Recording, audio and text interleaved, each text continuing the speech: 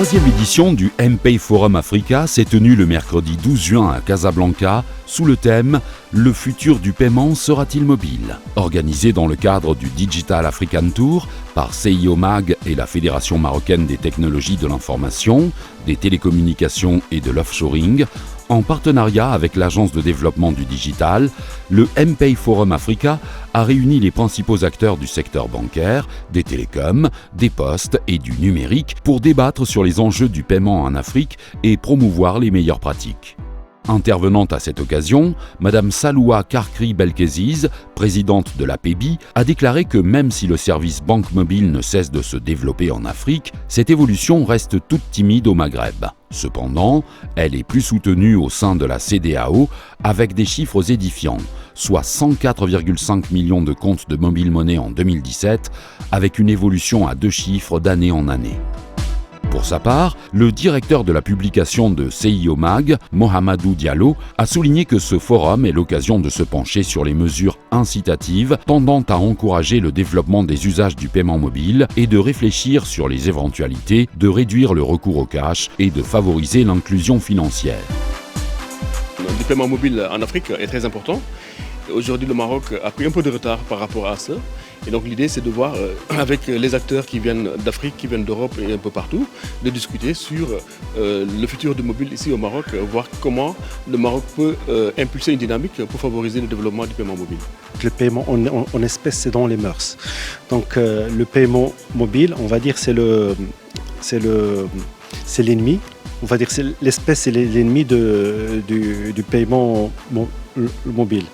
Et donc là, on va voir comment on peut intéresser et les commerçants et les usagers à utiliser ce canal, que ce soit dans le transfert d'argent, que ce soit dans le paiement, le paiement soit des redevances, soit des amendes, soit l'achat de plusieurs choses, ou bien la récupération d'un flux. Ça peut être les bourses, ça peut être les aides sociales. Donc voir comment on peut intéresser ces acteurs-là à jouer le jeu. Dans le même sillage, le fondateur de HPS, Mohamed Orani, a fait observer que des solutions et des produits vont être offerts par les banques et par les établissements de paiement en vue de booster le paiement mobile au Maroc. Au Maroc, plus de 90% des transactions se font en cash. Pourtant, le pays dispose de tous les atouts en termes de paiement mobile, notamment un système bancaire interopérable, un taux d'équipement en smartphone qui est très important et une poussée remarquable de la fintech dans le pays. J'ai eu le plaisir et l'honneur de partager avec les participants quelques éléments sur les tendances du marché du paiement, au niveau mondial bien sûr. Donc des tendances qui se caractérisent par une véritable transformation du marché, avec l'arrivée de nouveaux arrivants, de nouveaux entrants, notamment ce qu'on appelle les fintech, qui sont des entreprises qui offrent des services financiers qui utilisent énormément le digital dans toute la chaîne de valeur et qui se présentent avec des business models disrupteurs et surtout qui jouent sur l'expérience client pour se différencier des acteurs traditionnels comme les banques. Bien sûr, il y a les banques, il ne faut pas l'oublier, qui sont là, qui ont un atout énorme, à savoir la confiance des clients.